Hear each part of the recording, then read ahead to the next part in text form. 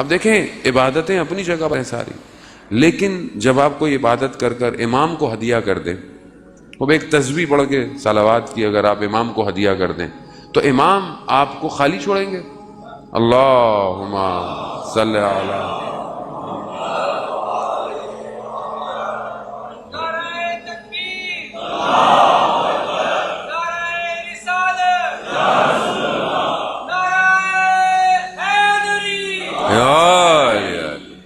عزیزان محترم. خوب ایک عالم دین نے ایک شخص سے کہا کہ کچھ اور چیزیں بھی پڑھنے کو کہیں، لیکن کہا کہ 5 قرآن کی آیات ڈیلی پڑھ کے امام کو ہدیہ کر دو. اب اس میں کوئی مشکل کام ہے؟ کتنے واٹس ایپ کے میسیجز ہم پڑھتے ہیں صبح شام، فیس بک کے سٹیٹس پڑھتے ہیں. 5 قرآن کی آیتیں پڑھنے میں کتنی دیر لگتی ہے؟ تو ہم کچھ تو کریں امام کے لیے. بھائی کچھ کریں گے تو آپ کے پاس کچھ تو ہو کہ مولا یہ میں کرتا تھا آپ کی صرف آپ کی خاطر. تو اپنی زندگی میں بنائیں کہ ہم امام کے لیے کیا کریں. عزیزان محترم، بہرحال امام کی تڑپ بڑی ضروری ہے. یہ تڑپ ہوگی تو ہی انسان کسی کمال پہ پہنچے گا. علامہ بحر العلوم کے بہت بڑے عالم دین سید بحر العلوم اپنے زمانے کے، کہ یہاں تک کہ بعض علماء بیان کرتے ہیں کہ جو عالم برزخ جو جنت ہے اس میں کچھ لوگوں کی ڈیوٹیاں ایسی ہیں کہ ان کی روحیں کبھی بھی نہیں آئیں. کچھ لوگوں کے پاس علم تھا، علامہ طباطبائی کے بھائی کے پاس علم تھا، وہ روحوں کو بلا لیتے تھے. وہ کبھی بھی علامہ بحر العلوم کی روح نہیں آئی. اس کی وجہ کیا تھی؟ اس کی وجہ یہ تھی کہ ان کی عالم برزخ میں نوکری ایسی ہے کہ وہاں سے ہٹ ہی نہیں سکتے. کیا نوکری؟ انہوں نے پیغام بھجوائے. علماء بیان کرتے ہیں کہ انہوں نے کہا کہ ہم مولا علی کے دروازے کے نگہبان ہیں. ہم جو ہے وہ ہمارے پاس وقت ہی نہیں ہے، ہم کہاں ہیں اس مقام پہ. اور دنیا میں بہرحال ان کے اپنے مقامات سارے.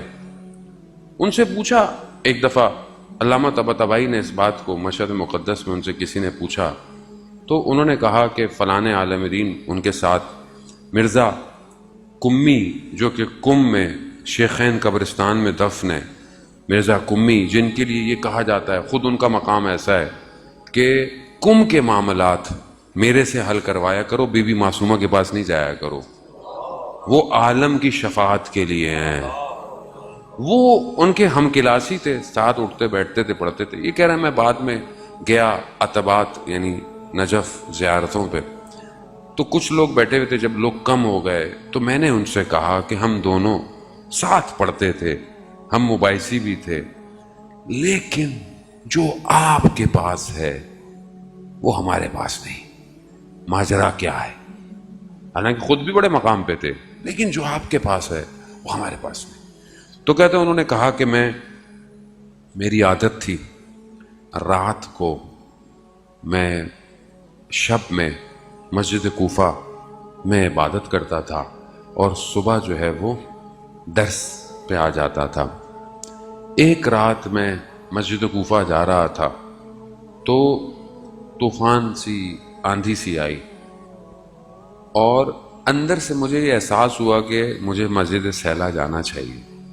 مسجد سہلا مسجد کوفہ سے پہلے ہے، جہاں انبیاء کے مقامات ہیں اور وہ وقت کے امام سے مختص ہے، مخصوص ہے. کہا میرا کھچاؤ ہوا کہ میں مسجد سہلا جاؤں. میں نے کہا نہیں میں روز وہیں جاتا ہوں، میں وہیں جاؤں گا. کہا طوفان آندھی نے مجھے موڑ دیا. میں مسجد سہلا گیا. میں مسجد سہلا میں جیسے ہی داخل ہوا اور وہاں پر میں نماز عبادت میں،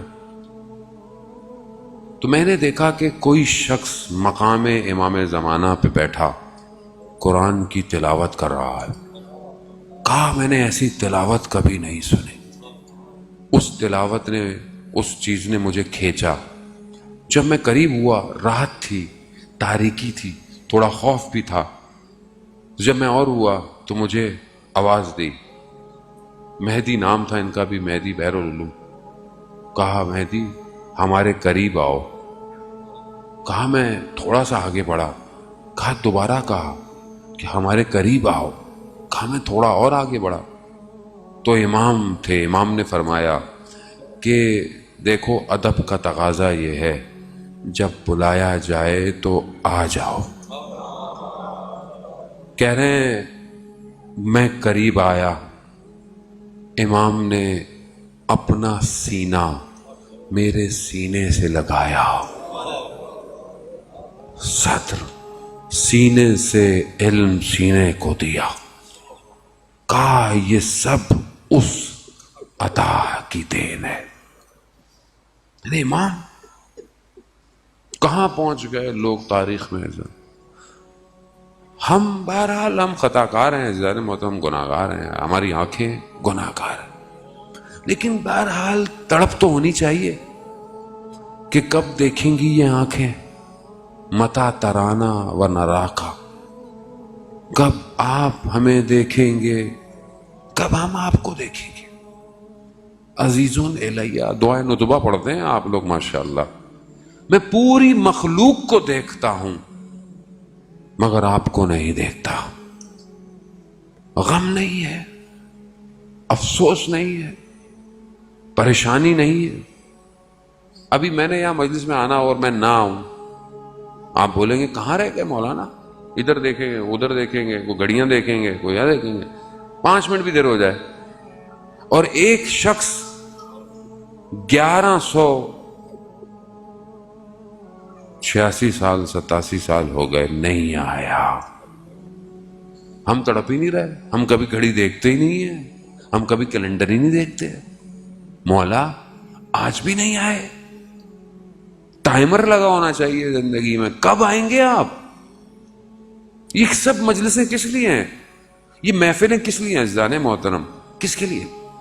میرے لیے, آپ کے لیے, انجمن کے لیے, ٹرسٹ کے لیے نہیں.